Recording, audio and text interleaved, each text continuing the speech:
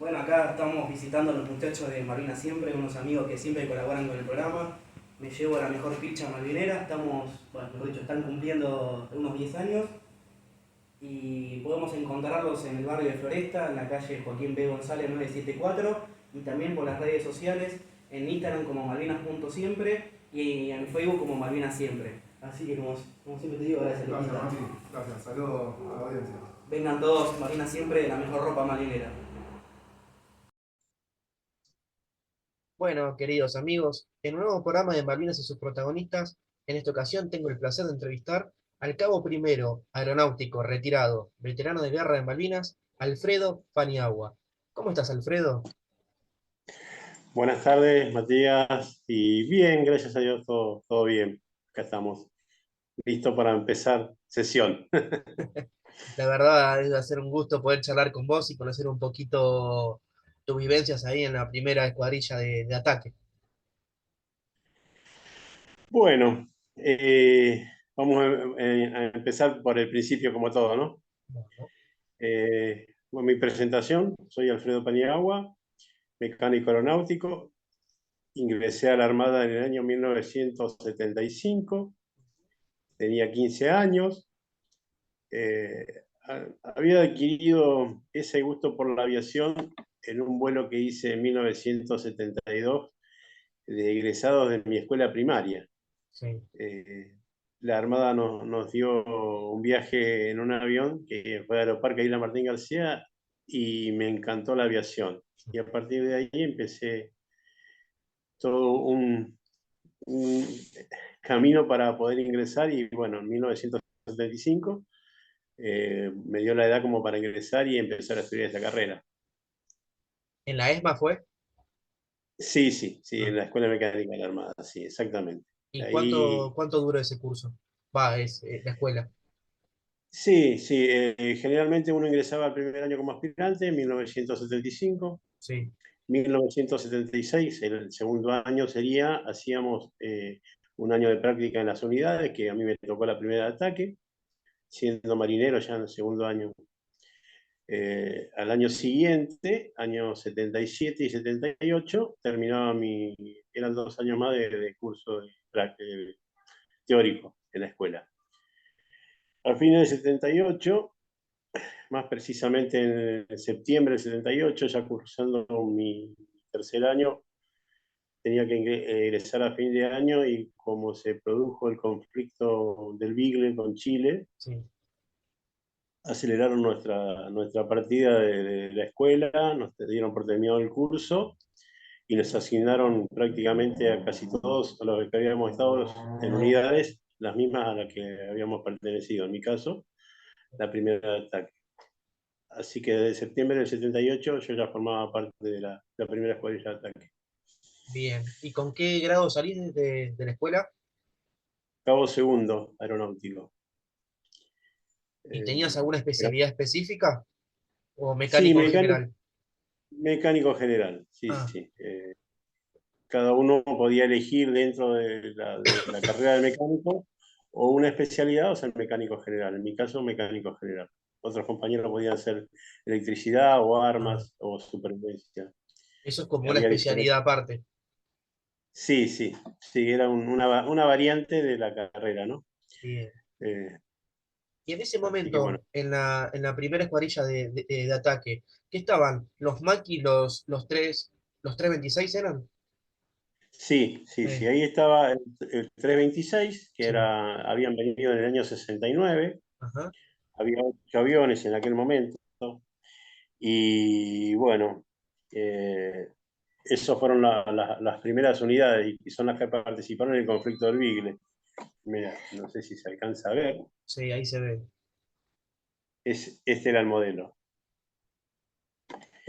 En el año 1981 Sí. se compran a Italia 10 unidades de este avión, que es el modelo Aermacchi 339 A, y, y este es el que va a Malvinas, porque era diferente en tecnología, mucho más avanzado, y tenía también una diferencia de cabina que el alumno tenía sobre la aviación sobre el profesor, ¿no? Porque estos eran aviones de adiestramiento de pilotos de combate, no de combate en sí.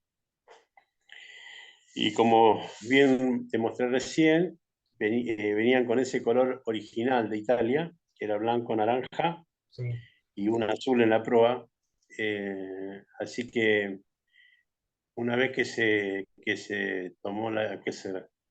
retomó la isla, digamos, a partir del 2 de abril, nosotros quedamos acuartelados en la base aeronaval y estuvimos despintando aviones y haciéndole el camuflaje, porque con este color, obviamente, Sí, era imposible que fuera la guerra y no ser identificado rápidamente. claro. Y la base está en Punta Indio, ¿no? Nuestra base original sí, siempre fue en Punta Indio. Ah, bien. Ahí funcionaba la primera ataque. Punta Indio es una localidad a más o menos 200 kilómetros de Buenos Aires. Está camino hacia La Plata, cerca de Magdalena. Exacto. Eh, y bueno, operaba desde ese lugar normalmente, aunque siempre hizo operativos y comisiones a la ciudad de Río Grande porque funcionaba como la aviación de la Infantería de Marina, se trabajaba en conjunto con el Batallón de Infantería número 5 que está en Río Grande, Sí. y se hacían bastantes comisiones como para hacer prácticas y simulacros, defensa, ubicación, todas estas cosas que se hacían para tener bien alistado, aceitado el sistema, ¿verdad? De saber qué era un ataque o una defensa a la artillería. O Así sea que que el Maki puede tener un apoyo de fuego cercano, entonces. sí, el Maki podía hacer reconocimiento de zona, apoyo cercano Sí. y bueno, y ataques obviamente de no mucho tiempo, y porque normalmente su autonomía es de 1 hora y moneditas de vuelo, con todo el combustible de sus tanques originales, y de 2 horas y monedas con tanques suplementarios, pero al usar tanques suplementarios le sacaban estaciones de armamentos por el peso. Y ya que Tiene un peso máximo. peso máximo, está bien. Y ya que mencionaste armamento, ¿qué tipo de armamento puede llevar este avión? Bueno, este avión puede llevar cohetes, 2 o 4 coheteras, puede portar bombas de diferentes pesos, se le Sí. solía poner la de 125 kilos, 250 libras, que era la más pesada que podía cargar. Una ametralladora, bueno, el 339 tenía una ametralladora de 30, un calibre 30 milímetros, que ya vino con esa, era bastante importante esa ametralladora. Eh, el 326 tenía ametralladora de 12,7, que eran de poco poder de fuego, digamos. Pero el 339 tenía ametralladora de 30 milímetros, esas estaban incorporadas, Sí. y después, bueno, se le podía agregar o coheteras o bombas, de acuerdo al tipo de ataque. Las bombas son para ataque a buques y los cohetes son para o apoyo cercano o para atacar algunas cosas específicas, pero no para ataque a buques. O sea que es medianamente un poder importante de fuego, o sea, para lo que es el avión. Sí. Y se hacía mucho entrenamiento para todo tipo de funciones. Ese entrenamiento era una cosa permanente, siempre se estaba en las prácticas. Eh, Tanto con ametralladoras, cohetes o bombas se hacían prácticas permanentemente. Bien. Una pregunta que me gustaría hacerte. El 2 de abril a vos, estabas en la base, ¿cómo te sorprende? Sí, nosotros en la base, como al estar un poco alejados de Buenos Aires, en mi caso, o como muchos otros, nosotros viajábamos, no podíamos ir todos los días a la base a trabajar si estábamos en Buenos Aires. Entonces nuestro sistema era, generalmente íbamos los lunes al mediodía en un micro que nos llevaba desde Constitución o desde Retiro hasta la base. Trabajábamos hasta el viernes al mediodía y de ahí, bueno, cada uno a su casa y después el lunes volver al trabajo. Así que el 2 de abril era un día jueves, estaba en la base. Nos avisan a la mañana siguiente, nosotros probamos todos los días en un hangar antes de empezar las tareas. Y bueno, la noticia fue que se habían recuperado las islas. Y bueno, a partir de ese momento esperar la orden directiva de qué iba a pasar. Obviamente, como te comentaba antes, fue empezar a reiniciar tareas rápidamente con el pintado del avión y preparar aviones para que pudieran estar en la línea de vuelo para lo que fuera necesario. ¿Y eso fue una previsión o ya había más o menos una cierta información de que era probable que ustedes participen? Eh, Mirá, si nosotros hubiéramos tenido eh, el aviso, la previsión, creo que no nos hubiera sorprendido el tema de que los aviones había que pintarlos. Eh, sí, como te dije hace un rato, nosotros hacíamos prácticas permanentemente con el batallón de Infantería 5 y esa semana había vuelto una comisión de 4 aviones que había estado en Río Grande a la base.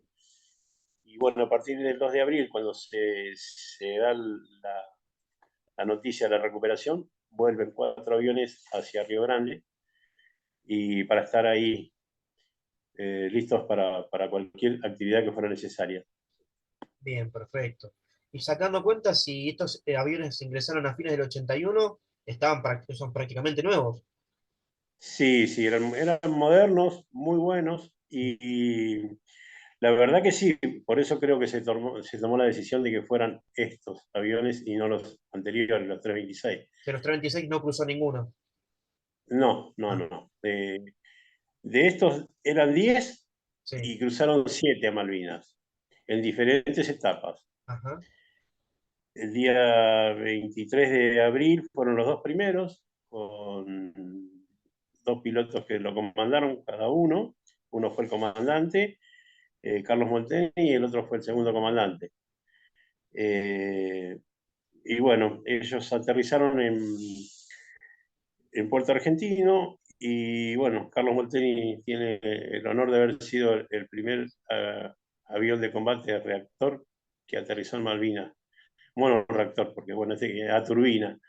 Después hubo otros como los Pucará, por ejemplo, que eran turbohélices, o nuestros aviones de la Escuela de Aviación Naval, que eran los Turbomentor, pero a reacción, el único que aterrizó fue el Maki, que operó desde Malvinas. Y los primeros, como dijiste, el 3 de abril. No, 23. Ah, 20, perdón, 23 de abril. 23 de abril, aterrizaron los dos primeros. Bien, perfecto. Te hago Después, bueno, una... hay, Sí, decime, decime.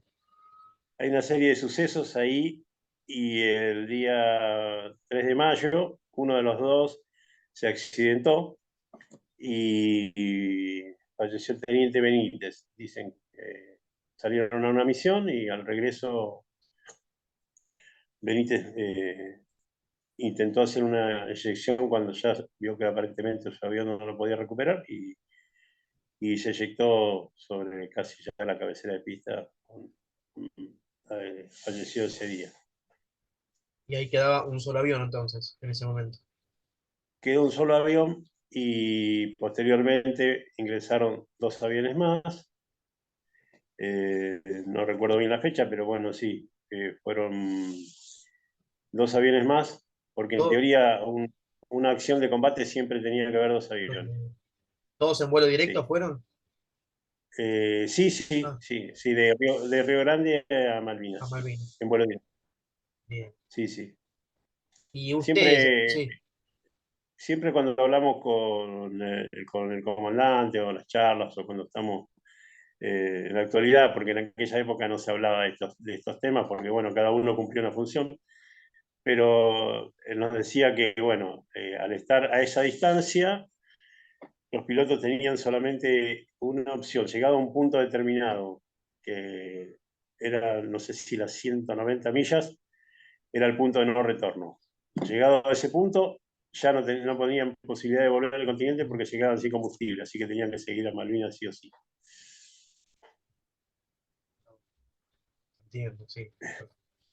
Qué decisión, ¿eh?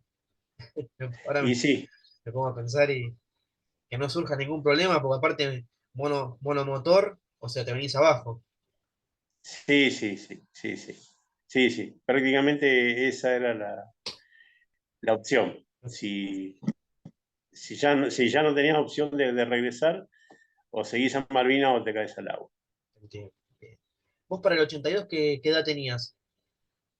Bueno, 22. Había entrado con 15 en 1975, tenía 22 años.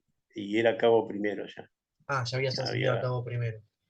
Había ascendido a cabo primero. Cabo primero en el tercer año. Un año más y tenía que ascender a otra jerarquía. Bien. ¿Y qué día llegaste a Malvinas? El 23 de abril, junto a un Ah, grupo de compañeros, nosotros fuimos en un avión de la Armada. ¿un F-28? Y ¿cómo? ¿Un Un Fokker F-28? 20. Sí, sí, sí. Y fuimos a Malvinas junto con bueno, algunos repuestos, elementos que necesitábamos. Había dos compañeros nuestros que ya estaban en Malvinas 2 días antes. Eh, Así que bueno, cuando aterrizó nuestro avión, nosotros bajamos con algunos, aparte de nuestro equipo personal, algunos repuestos y pertrechos que necesitábamos, y a la espera de que cruzaran los dos aviones, porque nosotros nuestra función iba a ser recibir los aviones en la pista e inmediatamente, para no ocupar lugar en donde estaba la torre de control, los íbamos a depositar en una de las cabeceras de pista sobre unos tablones que habíamos hecho una práctica bastante seguida en Río Grande porque era como poner el avión sobre tres tiras de tablones, dos para Sí, las ruedas principales y una para la rueda de nariz. Porque si no hacíamos esa maniobra, el avión lo más probable es que se hundiera en la turba y no lo pudiéramos sacar. Porque no solamente es un avión muy liviano y práctico, pero tiene las ruedas muy cerca del suelo. Eh, es un avión que no tiene más de 80 centímetros entre la toma de aire y el suelo. ah, Así que si se nos hundía, iba a ser muy difícil de poder sacar. después de sacarlo. Ah, entonces con esos tablones aumentaba un poco más la superficie. Sí, sí, esos tablones lo que hacían era permitir de que no, primero, porque era el cemento y la turba, no había otra cosa. Entonces nosotros teníamos que hacer una maniobra. Esto tenía una barra que se le ponía en el tren de nariz delantero. Sí, Eh, los, los mecánicos empujábamos desde las alas, uno manejaba eso y lo acomodábamos en el estacionamiento sobre los tablones. todo bien casero. Sí, sí, sí. No sé si tengo por ahí alguna. Hoy había preparado alguna foto como para mostrar. En realidad, bien casero, es la práctica que teníamos y eran las herramientas y los elementos que teníamos en ese momento, ¿no? Bien, ya que Así- mencionaste herramientas y ustedes justamente son mecánicos aeronáuticos, ¿ustedes después tuvieron algún tipo de hangar o algo donde poder hacer una supuesta reparación o era todo siempre al aire libre? No, lo nuestro iba a ser siempre al aire libre. Lo que sí, había dos pequeños hangares. En un lado estaba la torre de control y a su izquierda estaban estos dos pequeños hangares media caña, Sí. en los cuales en uno teníamos algunos repuestos y en el otro habitaba gente de la Armada que se encargaba de ahí recibir aviones, pero no eran muy grandes, eran muy chiquititos. Un avión no entraba y nuestro trabajo iba a ser siempre al aire libre.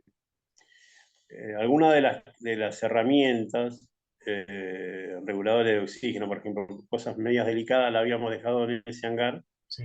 y en el caso de que la necesitábamos, la transportábamos de ese lugar hasta donde estaban los aviones, que estaban aproximadamente a 700 metros. La pista tenía 1200, en una cabecera estaban los aviones, en el medio estaba la torre de control con los dos hangarcitos, y era como el lugar de maniobras de los aviones, que era muy chico también. Y bueno, cuando se produjo el ataque el 1 de mayo, parte de las herramientas que teníamos en esos hangares la perdimos porque los hangares se incendiaron y prácticamente no quedó nada de eso. Ah, o sea que Así perdieron que bastante material. sí, sí, perdimos algunos elementos que eran indispensables Sí. y bueno, después algunos se pudieron pasar de nuevo del continente hacia la isla, y otros prácticamente fue imposible llegar a tener todos los elementos. Entiendo. Y ustedes, entre pilotos y mecánicos, más o menos, ¿qué cantidad de personal tenía la escuadrilla ahí? Nosotros en el primer momento éramos 14 mecánicos, Sí. los primeros que fuimos desde el 21, que fueron mis dos primeros compañeros, y 4 pilotos y 2 oficiales que eran de logística. O sea, éramos 20 personas nosotros. Ah. ¿Y dónde tenían las posiciones ustedes? Bueno, en un principio, aquel primer día que llegamos, habíamos tenido la posibilidad de llevar 2 carpas como para 20 personas cada Ah, una. Las trasladamos a la cabecera de pista, las armamos ahí, con un poco de práctica de Boy Scout, que por ahí algunos tenían. sí. Las armamos, en una carpa pusimos algunos pertrechos y elementos que necesitábamos como muy necesarios, y en el otro íbamos a pernoctar y dormir. Pero bueno, duramos una noche, porque hubo una tormenta de viento esa noche que dejó las carpas hecho un chorizo. Y bueno, afortunadamente, digo afortunadamente porque por las consecuencias que hubo después, ¿verdad? Eh, Nos buscaron varias opciones. Las primeras noches estuvimos como a la deriva, fuimos a un lugar, a otro. Una noche nos llevaron a un gimnasio donde había comandos del ejército, Sí. y bueno, nos asignaron lugares donde podíamos dormir, pero bueno, también duramos una noche porque los comandos tuvieron una actividad a la madrugada, y lo que menos miraron es que había gente durmiendo. Nos pasaron literalmente por Ah, arriba a sí. todos. Así que, bueno, en definitiva, después nos consiguieron una casillita muy precaria. Estuvimos un par de días y finalmente nos consiguieron un hangar de hidroaviones Beaver, que eran de los isleños. Ah, que Y estaba, pertenecía a la FIGAS, creo, ¿no? sí, eran hidroaviones que ellos usaban para hacer vuelos entre las estancias. Sí. Y así que bueno, más o menos esa era la actividad. Bueno, ese lugar tenía algunas herramientas de aeronáutica, tenía una plataforma con un pilotán, que era un tanque de goma donde había aeronafta, y, y bueno, y adentro había 2 aviones de estos de los Beaver, que bueno, estaban ahí, no, nunca se utilizaron, por lo menos por parte nuestra, ¿no? Pero por lo menos las herramientas y el combustible lo pudieron utilizar. Sí, sí, algunas herramientas sí, y después lo que hicimos también ahí, ahí pernoctábamos. Durante la noche veníamos a descansar ahí, Sí. y a la mañana muy temprano nos pasaba a buscar un camioncito. Había más o menos 7 kilómetros de distancia entre ese lugar Sí. y donde estaban nuestros aviones. Así que nos veníamos cuando ya atardecía y se empezaba a poner oscuro, porque los aviones solamente iban a poder hacer operaciones durante el día. Ah, bien. Así que durante la noche nosotros veníamos a descansar en ese lugar, y a la mañana siguiente íbamos todos los días a poner de nuevo los aviones en condiciones, ¿no? Pero bueno, la verdad que por lo menos dormir bajo techo era otra cosa. Sí, también al principio sí, era un galpón, como te digo, de chapa, Sí. tipo estos media caña que son así redondeados. Sí. Eh, Cuando empiezan a producirse los primeros combates y los primeros bombardeos, unas bombas que tiraron los ingleses cayeron muy cerca, y las esquirlas pasaron esos Wow. chapones. Entonces también tuvimos que armar un plan de contingencia, y lo que se hizo fue vaciar el pilotán que había de aeronafta. Eso era una base de prácticamente concreto lo que tenía para poner, bueno, y ahí armamos nuestro refugio para caso de que hubiera ataque. Perfecto. Tipo un mini búnker. Está bien. Ahí íbamos a estar bien protegidos porque era difícil que ese concreto lo... Lo traspasa. Ah, claro. Si te cae una encima, probablemente lo hubiera pasado, pero bueno, ya iba a ser Sí. demasiado. Ya, bueno, ya, Es- ya no depende de uno.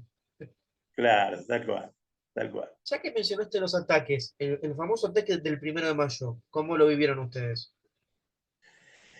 Bueno, 1 de mayo realmente cuando comenzó la guerra para los que estábamos en la isla, para Ajá. absolutamente creo que para todos, en el transcurso de los años he tenido muchas charlas y reuniones y con muchos veteranos y siempre todos coincidimos con que las 4:40 de la mañana del 1 de mayo es donde empezó la guerra, porque en ese momento, bueno, después supimos que tiraron 21 bombas los ingleses con los aviones Vulcan desde mucha altura, y la verdad que las explosiones no solo que nos despertaron, sino que bueno, se veía como que la isla estuviera iluminada, porque fue una cosa impresionante. Y bueno, realmente a esa hora y ese día empezó la guerra, porque bueno, a partir de ahí empezamos a sentir que podía pasar cualquier cosa. Nosotros, eso fue a las 4:40. ¿Qué estaban? En ese hangar, ¿no estaban ustedes? Sí, nosotros estábamos pernoctando en el pueblo. Esto fue sobre el aeropuerto de Puerto Argentino, Sí. como te dije, estaba a 7 kilómetros, y de las 21 bombas, sola uno impactó en la pista, porque la intención de ellos era destruir la pista y entonces cortar el puente aéreo entre el continente y la isla. Claro. Así que bueno, cuando se hizo un poco de día, como todos los días, vino el camioncito a buscarnos. El comandante dice, vamos a ir, vamos a ver las condiciones, a ver cómo están los aviones, cómo está todo. Y bueno, empezamos a trasladar en el camión. Cuando ya estábamos próximos a la pista, más o menos a 1 kilómetro, eh, ya era de día, sonó la alerta roja, nos bajamos del camión, nos protegimos. Pasó ese primer alerta roja, nos ubicamos de nuevo en el camión, fuimos hasta la pista, llegamos a los aviones estaban intactos, por suerte, no había pasado nada. Y bueno, empezamos a ver qué podíamos hacer. Los aviones estaban bien, entonces empezamos a caminar hacia los hangares. Como te dije, estaban a 700 metros, los dos hangarcitos. Sí. También habían quedado intactos, no había habido problema. Había solamente, se notaba ametrallamiento que había pasado en algún momento y algunas esquirlas de las bombas Sí. sobre la torre de control. Eh, Estando ya ahí sobre los hangares, suena una alerta roja, nos ubicamos en un refugio que encontramos entre todos y bueno, empezamos a ver los primeros Harrier 8:30 de atacando. la mañana, más o menos. Sí, sí, 8:30 de la mañana. Los primeros Harrier vienen 4 aviones, 2 paralelas y 2 transversales a la pista, y uno de ellos prácticamente venía casi en nuestra posición. Mira, a ver, acá. Después te voy a contar un poco la historia de las fotos que tenemos nosotros, los de la unidad. No sé si se alcanza a ver, parece que hay un poco de luz, pero bueno. ¿Esa manchita que se Este ve es el Harrier? Sí, es Harry que está atacando. tremendo. Eh, Estas son las posiciones y lo que Ajá. se ve ahí, prendido fuego, es ¿Es el una hangar? parte de las carpas y a la derecha de esas carpas estaba lo del hangar. Ajá. Que, que también, sí, bueno, acá se ve prácticamente, ¿no? Todo, Sí, sí, ahí se nota. eh, los, los efectos de ese ataque. Eh, Tengo algo de material como para que quede ahí después. Todo esto está en una página de YouTube que dice A41 Maki.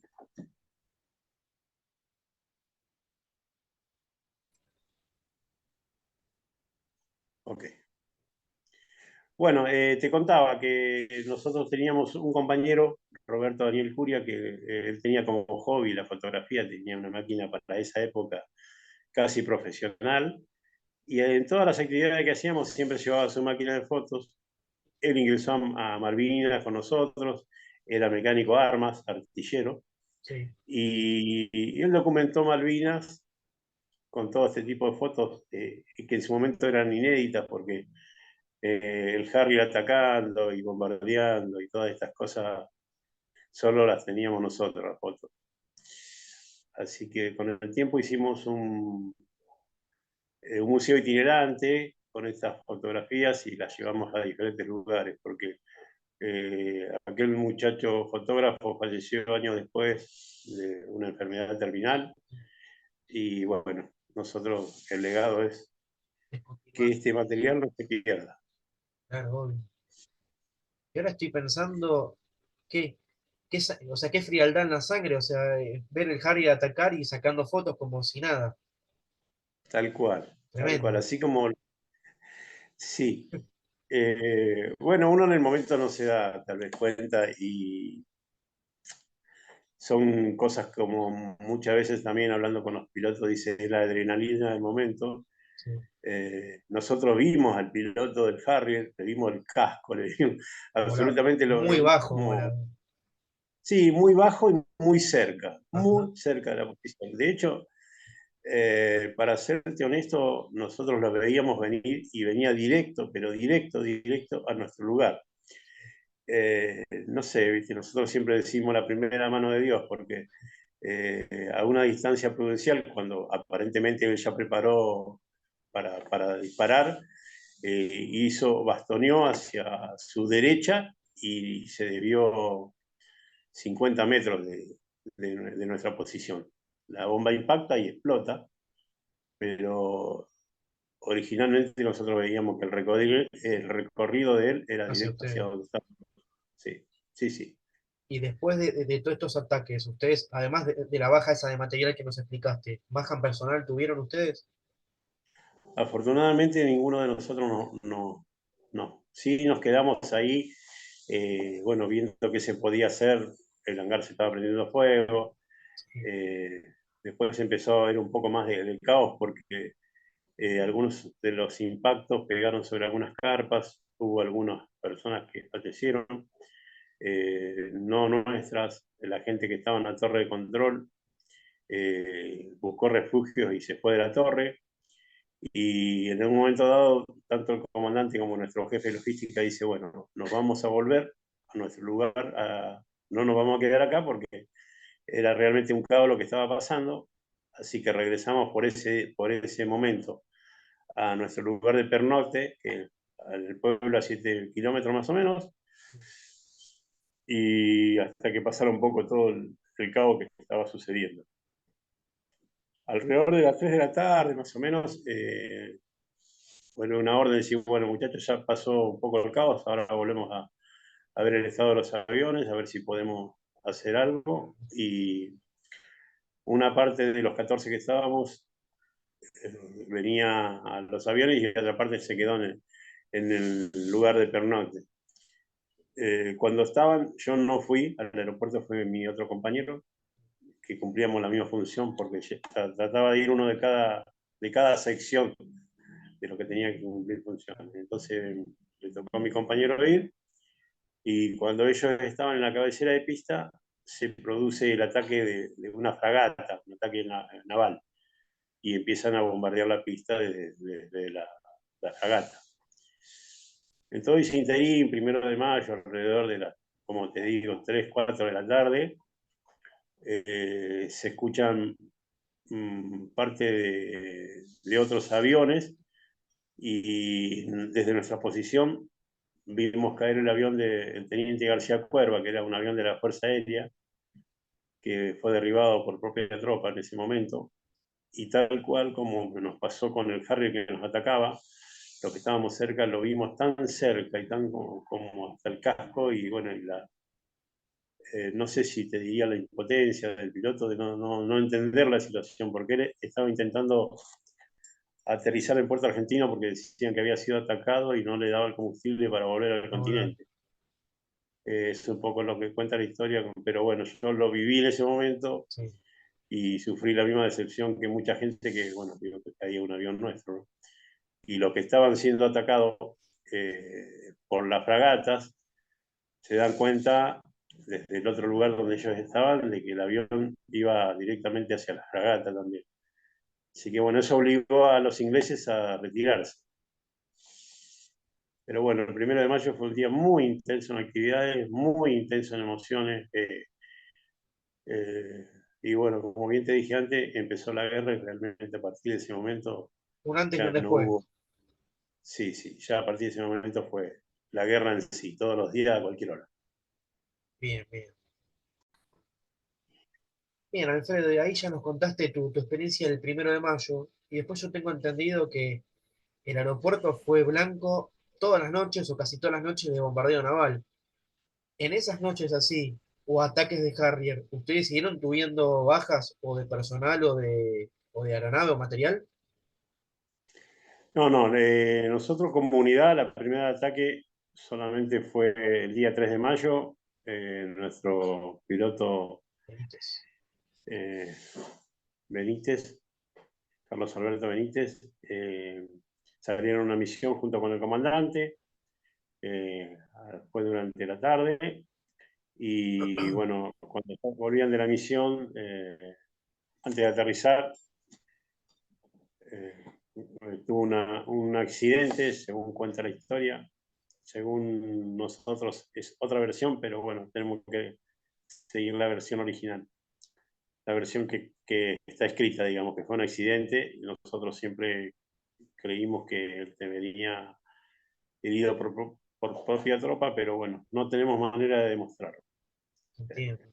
Y en tu Eh, caso personal, ¿vos ya habías tenido contacto con él? sí, nosotros vivíamos todo el tiempo, convivíamos, trabajábamos juntos.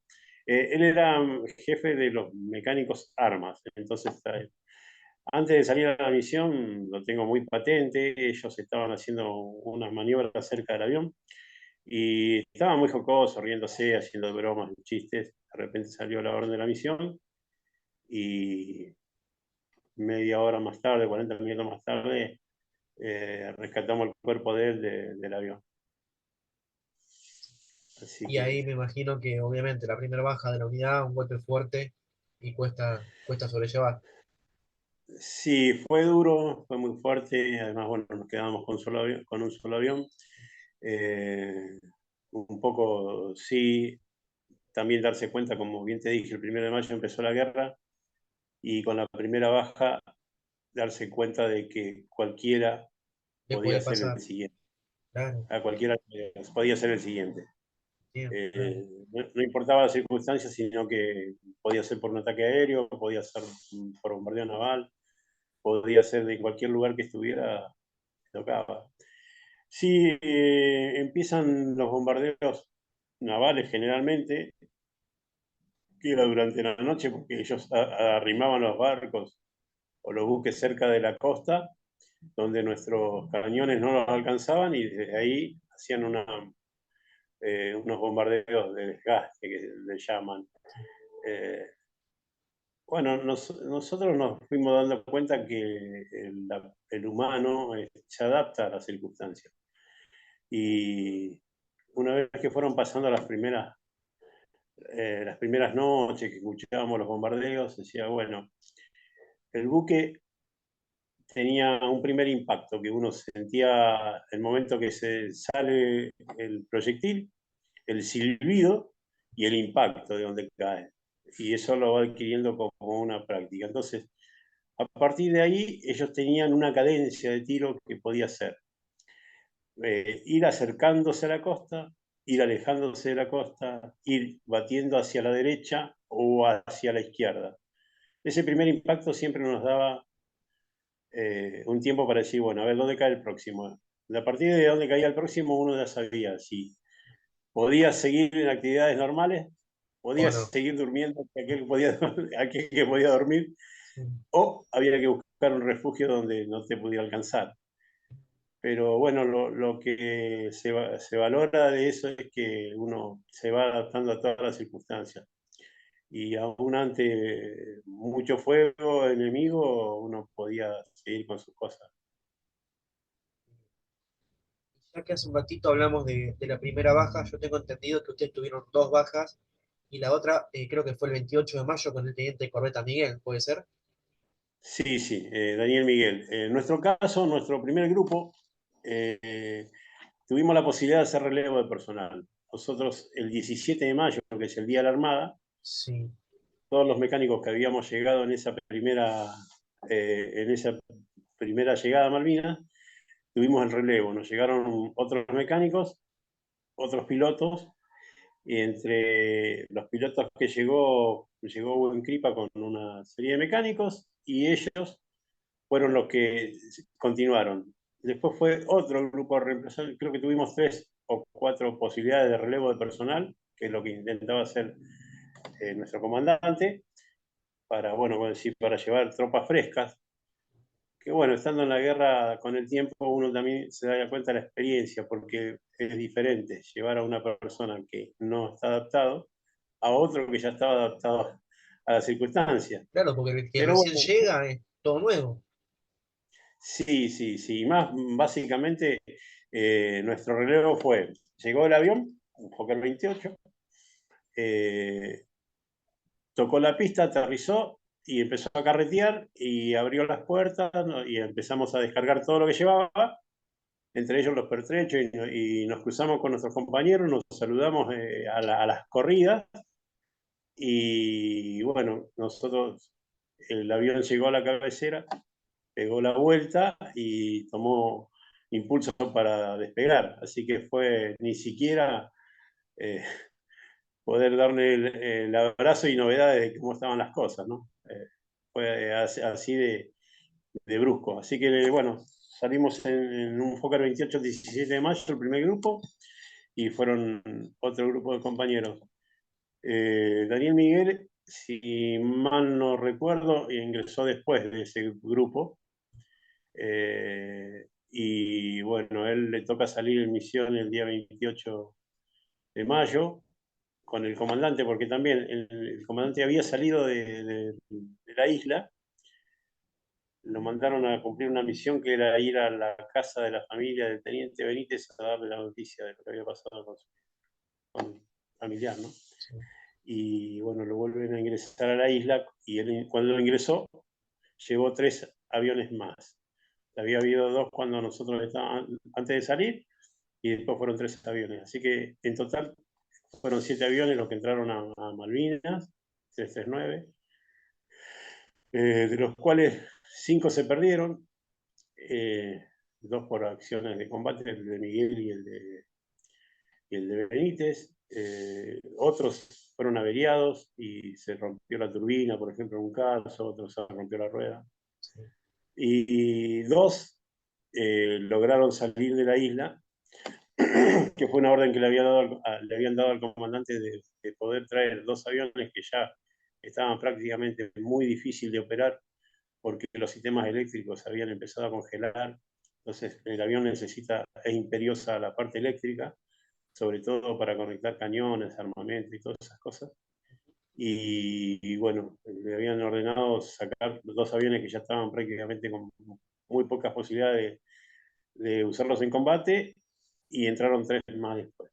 Así que esos 2 aviones que pudieron salir, volvieron al continente y, bueno, se salvaron, digamos, de quedar en la isla.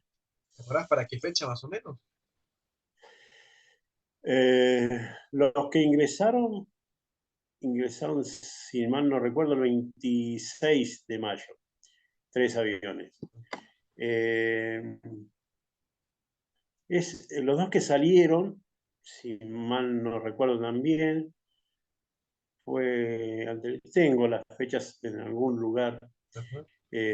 las puedo ubicar, tengo todo como cronológico, ¿no? Sí, claro. Pero, pero bueno, esos 2 aviones pudieron salir y fue posterior al 21 de mayo, porque uno de los aviones que pudo salir de la isla es el 4 Alfa 115, que es el avión que usó Buen Cripa Sí, para pues. la misión del 21 de mayo. Ah, mira. ¿Sí? El 21 de mayo, el 4 Alfa 115 le mandan una misión al estrecho San Carlos, y bueno, iban a salir 2 aviones, uno de los 2 sufre una falla antes del despegue, Creo que era y Talarico, ¿puede ser? Talarico, sí, sí, sí. La No misión hubo iba a forma, ser, no hubo forma de ponerlo en marcha. No, no, Ah, no. Hubo una falla ahí una falla de motor y obviamente el avión no iba a salir si no estaba en condiciones. Y antes de, como bien te dije, eran dos aviones para la misión que se usa generalmente, dos aviones, pero como esto era imperioso saber qué estaba pasando en San Carlos, se tomó la decisión de que fuera uno solo y le tocó a Cripa.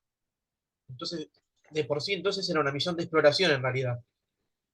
Sí, sí, era una misión porque muy temprano, alrededor de las 5 de la mañana, 6, el teniente Esteban Esteves, que estaba ahí en San Carlos, había visto un gran movimiento de buques y había dado la alerta temprana a Puerto Argentino, Ah, pero no querían se sabía confirmar confirmar y saber qué tipo de de buques. desembarco era. Así que bueno, Pipa salió de Puerto Argentino y fue al estrecho y allá se encontró con 14 buques de desembarco, Sí, es increíble. cumpliendo una de las misiones más importantes que se dice a nivel mundial, porque nunca un avión de adiestramiento, ni siquiera de combate, había atacado una flota. Sí, porque le Y descargó todo lo que tenía. sí, de todas maneras, él siempre cuenta que él pidió que le pongan bombas porque calculaba que iba a haber buques y la orden fue que fuera con Pero, cohetes y ametralladora, que le disparara a los helicópteros si encontraba lo primero que encontraba y bueno, y la misión era saber exactamente qué es lo que estaba pasando. e- es Siempre, increíble siempre cuenta que después del que hay un ataque helicóptero estacionario que lo atacó. sí, es increíble que después del ataque haya vuelto y haya dibujado en el anotador de rodilla la posición de los buques. Sí, Increíble. sí, sí, es increíble eso. Y también es increíble porque, bueno, los mecánicos, mis compañeros que estaban esperando el avión, empezaron a escuchar que él venía diciendo, Para volver a preparen salir. munición para volver a salir. Yo nunca Y entendí bueno, por qué obviamente, no se volvió a hacer otra misión de esas. bueno, yo sí te lo puedo explicar habiendo estado en el campo de combate, ¿no? Primero, él en su primer vuelo, el factor sorpresa jugó a favor de él. Claro. Y también nuestra artillería estuvo alerta de que iba a salir un avión. Cuando él volvía, tuvo que pasar muy rasante sobre las posiciones nuestras, Sí, porque lo más probable era porque vos escuchabas el ruido de un avión y no veías, y obviamente lo primero que se te cruzaba, si no estabas avisado que era muy difícil, sí, que era un avión propio, se le tiraba. ¿Para qué te voy a mentir? La realidad sí, sí. es que fue muchas veces así. Teníamos que estar muy, muy bien preparados para saber si era propio o enemigo. Sí, Y en un principio muchas personas y mucha gente, sobre todo soldados que habían en ametralladoras o antiaéreas, sí. tenían muy poco conocimiento de aviación. Ajá. Y en el poco tiempo que estuvimos ahí, no se le podía dar una clase de qué tipo de avión.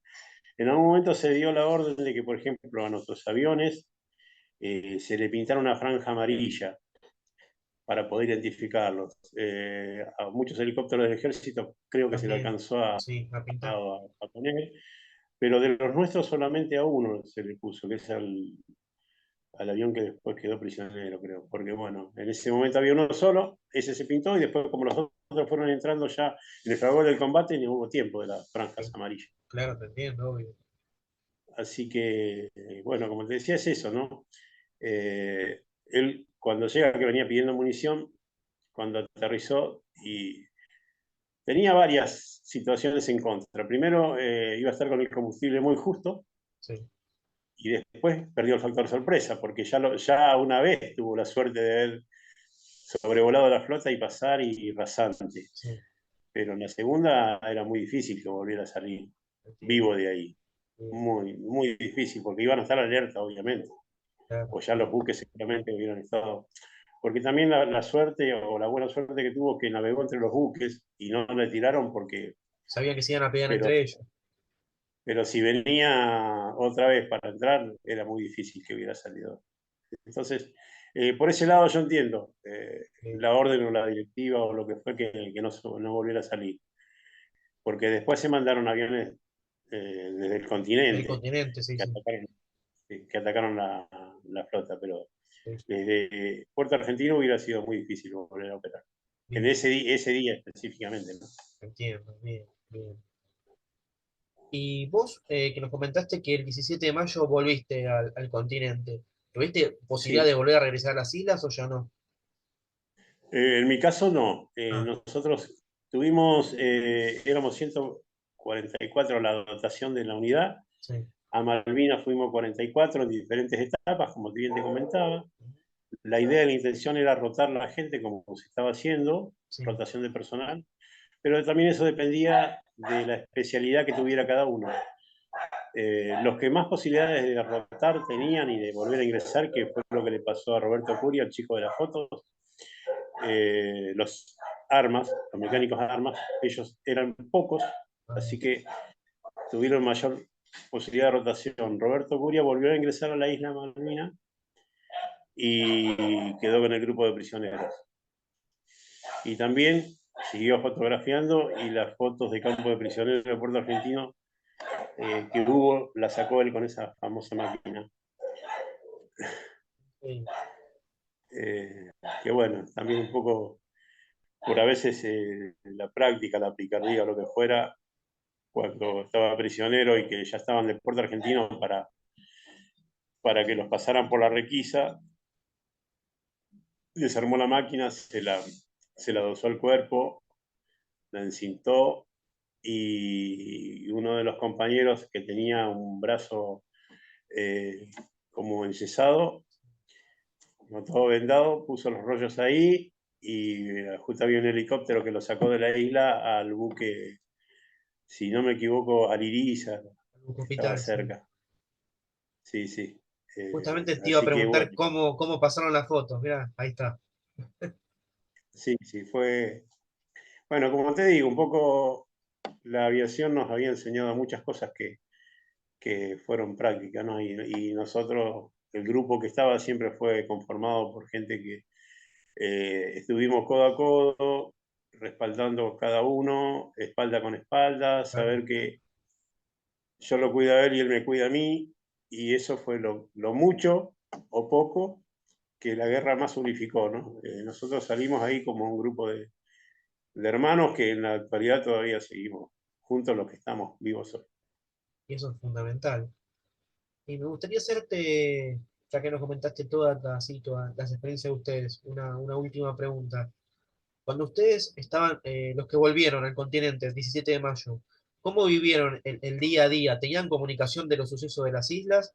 Y también, ¿cómo se enteraron del día de la rendición el 14 de junio?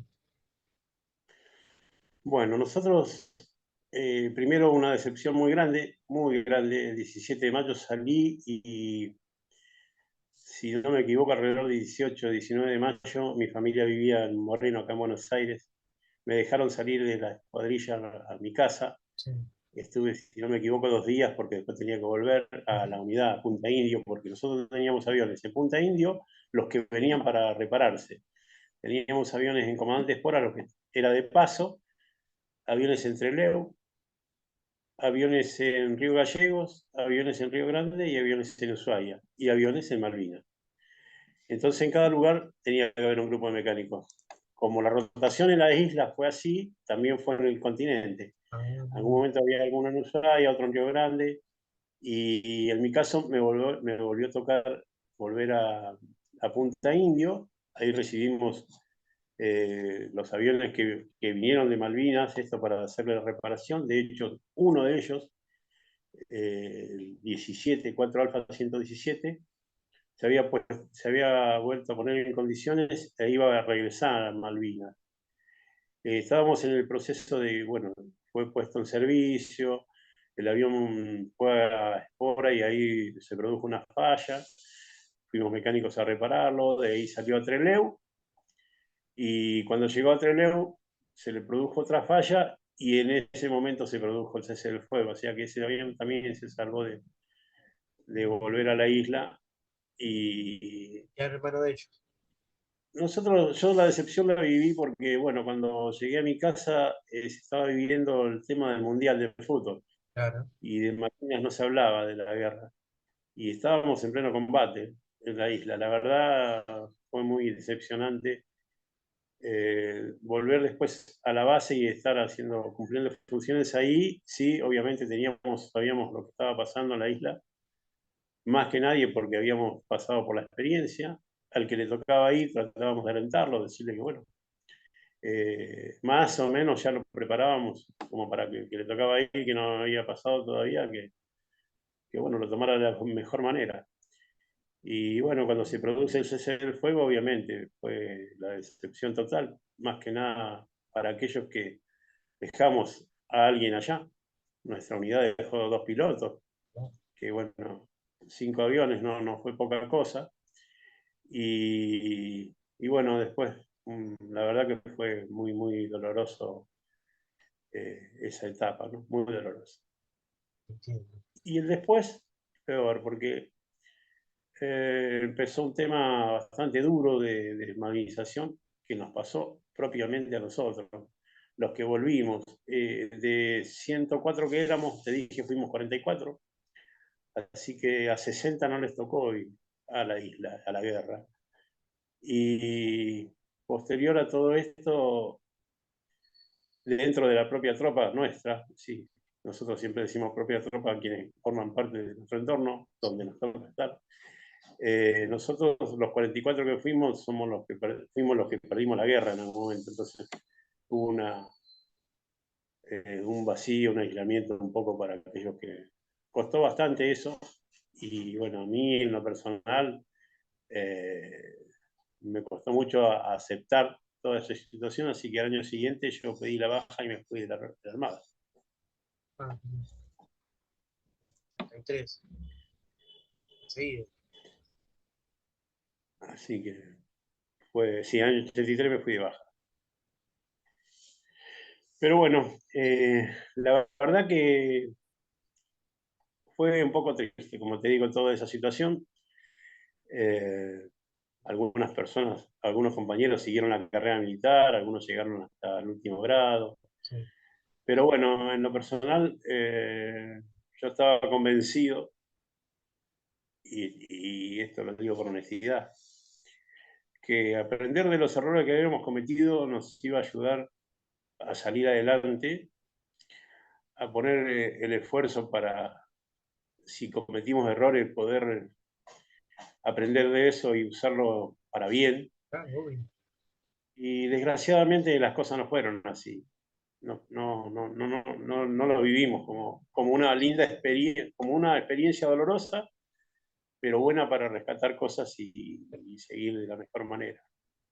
Es increíble que en las tres fuerzas, porque se dio en las tres fuerzas, que no se hayan sabido aprovechar la experiencia que dejó la única guerra que tuvimos en el siglo XX. Obviamente, las experiencias te dan enseñanzas y como decís vos, es un factor para corregir las cosas que se hicieron mal. Pero no supieron aprovechar o no quisieron aprovechar esas experiencias. No, creo que, bueno, siempre se habló del tema de la desmovilización, pero nosotros a Obviamente. partir, la empezamos a vivir a partir del 15, ¿sí? El 15 de junio. No fue ni antes ni después. A partir del día siguiente que se firmó el cese del fuego, ya pasamos a formar la parte de los que perdimos la guerra. Desgraciadamente fue así.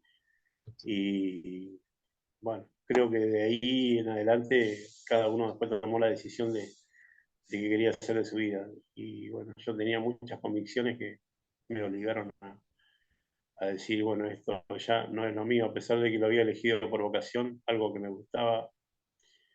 Y aprendí mucho, mucho, mucho. Le debo gran parte de mi vida a Sí, la Armada. Le estoy agradecido por muchos valores que aprendí, pero bueno, desgraciadamente esta situación, que fue la más traumática de todo, no nos ayudó. entiendo, Alfredo. La verdad, sinceramente, fue un placer grande poder conocer un poco de tu historia, un poquito de la actuación de la primera cuadrilla de caza, perdón, de ataque. Así que realmente estoy agradecido por tu tiempo. Bueno, quedo a tu disposición. Me decís si en algún momento queremos avanzar un poco más, pero bueno, básicamente yo siempre cuento la misma historia, y como te digo, tengo la parte del museo itinerante con algunos compañeros que vamos a veces a las escuelas, Sí. a los centros culturales, a diferentes lugares y llevamos un poco la historia de nuestras vivencias, ¿no? Es fundamental seguir, como digo yo, plantando la semilla, es fundamental. Sí, sobre todo más en los jóvenes hoy en día que conocen muy poco, Claro. la generación que pasó, que Malvinas le pasó por encima, porque bueno, fue donde no se habló durante mucho tiempo, o que se habló mal, o que se contó mal, o que se mostró mal. Y la generación de los chicos de hoy, que obviamente una vez me pasa, eh, trabajo en una escuela donde comparto con chicos y muchos no conocen la historia. Así que trabajamos para eso, para ir mostrándole esta parte de que no conocen, ¿no? Es Es así. fundamental. Alfredo, te mando un abrazo grande y muchísimas gracias. Bueno, Matías, para mí también un gusto, un honor y gracias por darme el tiempo. Por favor, Abrazo gigante. estamos en contacto. Perfecto, Grade. Vale. Gracias. Un abrazo.